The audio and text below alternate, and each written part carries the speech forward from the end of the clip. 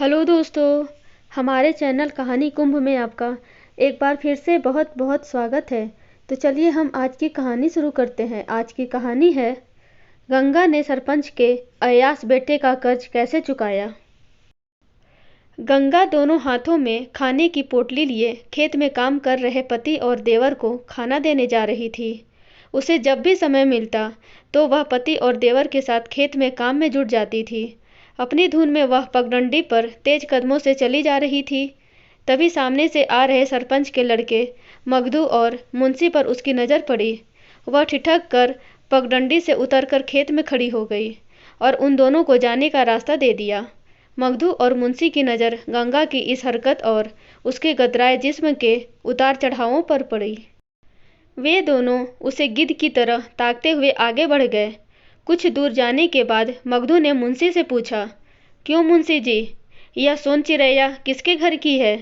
यह तो हरिया की बहू है, जा रही होगी खेत पर अपने पति को खाना पहुंचाने। हरिया अभी 2 महीने पहले ही तो मरा था। 4 साल पहले उसने सरपंच जी से 9,000 रुपये उधार लिए थे। अब तक तो ब्याज जोड़कर 18,000 रुपये हो गए होंगे। मगदू की आदतों से परिचित मुंशी ने मस्केबाजी करते हुए कहा, लाखों का हीरा फिर भी इतना कर्ज, आखिर हीरे की परख तो जौहरी ही कर सकता है ना? मगदू ने कुछ सोचते हुए पूछा, और मुंशी जी, कैसी है तुम्हारी वसूली? तगादा चालू है बेटा। जब तक सरपंच जी तीर्थ यात्रा से वापस नहीं आते तब तक इस हीरे से थोड़ा बहुत वसूली आपको ही करा देते हैं। मुंशी जी, जब हमें फ़ायदा होगा तभी तो आपकी तरक्की होगी। दूसरे दिन मुंशी सुबह सुबह ही गंगा के घर जा पहुंचा। उस समय हरिया के दोनों लड़के रामू और बल्लू दलान में बैठे चाय पी रहे थे। मुंशी को सामने देख बल्लू ने चाय छोड़कर दलान में रखे तख्त पर चादर बिछाते हुए कहा, राम राम मुंशी जी, बैठो, मैं चाय लेकर आता हूँ।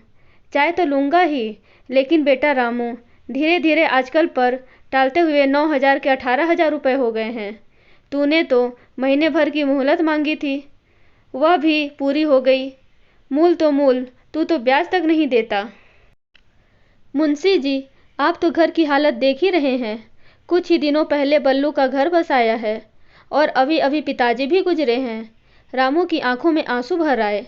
मैं तो समझ रहा हूँ, लेकिन जब वह समझे जिनकी पूंजी फंसी है तब ना। वैसे तूने महीने भर की मोहलत लेने के बाद भी फूटी कौड़ी तक नहीं लौटाई, मुंशी ने कहा। तब तक गंगा मुंशी के लिए चाय लेकर आ गई। मुंशी उसकी नाजुक उंगलियों को छूता हुआ चाय लेकर सुड़कने लगा और बल्लू चुपचाप बुत बना सामने खड़ा रहा। देख बल्लू, मुझसे जितना बन सका उतनी मोहलत दिलाता गया। अब मुझसे कुछ मत कहना। वैसे भी सरपंच जी तुझसे कितना नाराज हुए थे। मुझे एक रास्ता और नज़र आ रहा है, अगर तू कहे तो। कहकर मुंशी रुक गया। कौन सा रास्ता? दोनों भाइयों ने एक साथ पूछा। तुम्हें तो मालूम ही है कि इन दिनों सरपंच जी तीर्थ यात्रा करने चले गए हैं। आजकल उनका कामकाज उनका बेटा मगदू ही देखता है। वह बहुत ही सज्जन और सुलझे विचारों वाला है। तुम उससे मिल लो, मैं सिफारिश कर दूंगा। वैसे तेरे वहाँ जाने से अच्छा है कि तू अपनी बीवी को भेज दे। औरतों का असर उन पर जल्दी पड़ता है। किसी बात की चिंता न करना, मैं वहाँ रहूँगा ही। आखिर इस घर से मेरा भी पुराना नाता है। मुंशी ने चाय पीते पीते दोनों भाइयों को भरोसे में लेते हुए कहा। गंगा ने दरवाजे की ओर से मुंशी की सारी बातें सुन ली थी। रामू अपनी पत्नी गंगा को मगदू की कोठी पर अकेली भेजना नहीं चाहता था, पर गंगा सोच रही थी कि कैसे भी हो वह अपने परिवार के सिर से सरपंच का कर्ज उतार फेंके। दूसरे दिन गंगा सरपंच की कोठी के दरवाजे पर जा पहुंची। उसे देखकर मुंशी ने कहा, बेटी अंदर आ जाओ। गंगा वहां जाते समय मन ही मन डर रही थी, लेकिन बेटी जैसे शब्द को सुनकर उसका डर जाता रहा। वह अंदर चली गई। मालिक, यह है हरिया की बहू। 4 साल पहले इसके ससुर ने हमसे 9,000 रुपये कर्ज लिए थे, जो अब ब्याज समेत 18,000 रुपये हो गए हैं। बेचारी कुछ और मोहलत चाहती है। मुंशी ने गंगा की ओर इशारा करते हुए मगदू से कहा, जब 4 साल में कुछ भी नहीं चुक पाया तो और कितना समय दिया जाए? नहीं नहीं, अब और कोई मोहलत नहीं मिलेगी। मगदू अपनी कुर्सी से उठते हुए बोला, देख ऐसा कर, ये कान के बूंदे बेचकर कुछ पैसा चुका दे। मगधु गंगा के गालों और कानों को छूते हुए बोला, और हाँ, तेरा यह मंगलसूत्र भी तो सोने का है। मगधु उसके उभारों को छूता हुआ मंगलसूत्र को हाथ में पकड़कर बोला। गंगा इस छुअन से अंदर तक सहम गई। फिर भी हिम्मत बटोर कर उसने कहा, यह क्या कर रहे हो छोटे साहब? तुम्हारे गहनों का वजन देख रहा हूँ। तुम्हारे इन गहनों से शायद मेरे ब्याज का एक हिस्सा भी न पूरा हो। कहकर मगधु ने गंगा की दोनों बाजुओं को पकड़कर हिला दिया। अगर पूरा कर्ज उतारना है तो कुछ और गहने लेकर थोड़ी देर के लिए मेरी कोठी पर चली आना। मगधु ने बड़ी बेशर्मी से कहा, हाँ, फैसला जल्दी से कर लेना कि तुझे कर्ज उतारना है या नहीं।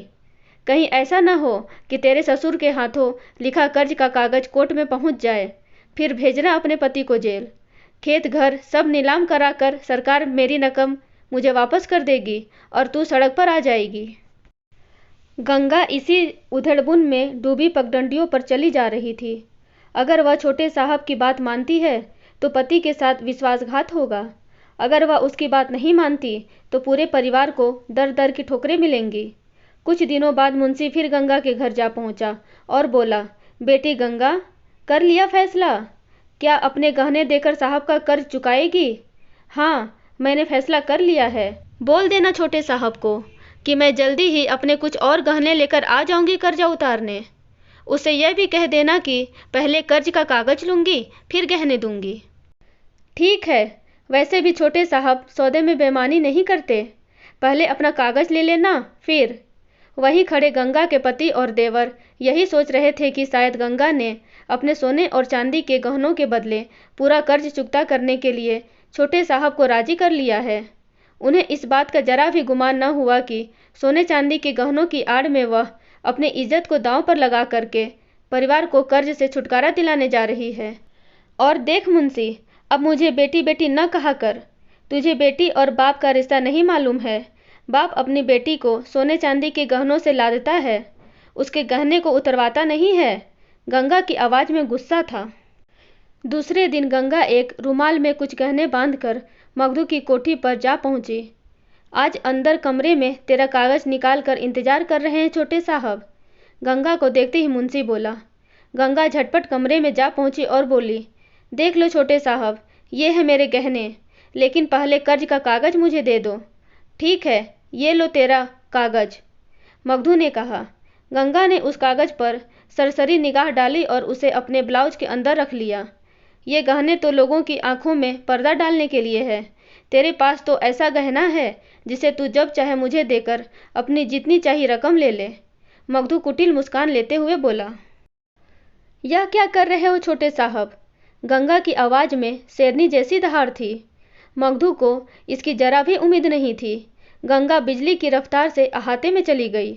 तब तक गांव की कुछ औरतें और आदमी भी कोठी के सामने आकर खड़े हो गए थे। वहां से अहाते के भीतर का नज़ारा साफ दिखाई दे रहा था। लोगों को देखकर नौकरों की भी हिम्मत जाती रही कि वे गंगा को भीतर करके दरवाज़ा बंद कर लें। मगधु और मुंशी भी समझ रहे थे कि अब वे दिन नहीं रहे जब बड़ी जाति वाले नीची जाति वालों से खुलेआम जबरदस्ती कर लेते थे। गंगा बाहर आकर बोली, छोटे साहब और मुंशी, देख लो पूरे गहने हैं पोटली में। उतर गया ना मेरे परिवार का सारा कर्ज? सबके सामने कह दो। हाँ हाँ, ठीक है, मगधु ने घायल सांप की तरह फुफकारते हुए कहा। सभी लोगों के जाने के बाद मगधु और मुंशी ने जब पोटली खोलकर देखी तो वे हारे हुए जुआरी की तरफ बैठ गए। उसमें गंगा के गहनों के साथ साथ मुंशी की बेटी के भी कुछ गहने थे, जो गंगा की अच्छी सहेलियों में से एक थी। अब मैं अपनी बेटी के सामने कौन सा मुंह लेकर जाऊंगा? क्या गंगा उससे मेरी सब करतूतें बताकर ये गहने लेकर आई है? सोचकर मुंशी का सिर घूम रहा था। मगधु और मुंशी दोनों समझ गए कि गंगा एक माहिर खिलाड़ी की तरह बहुत अच्छा खेल खिला कर गई है। दोस्तों, आपको ये कहानी कैसी लगी प्लीज़ कमेंट में बताइएगा, और ऐसी ही रोचक कहानियाँ पढ़ने और सुनने के लिए हमारे चैनल कहानी कुंभ को लाइक, शेयर एंड सब्सक्राइब ज़रूर करें। Thank you.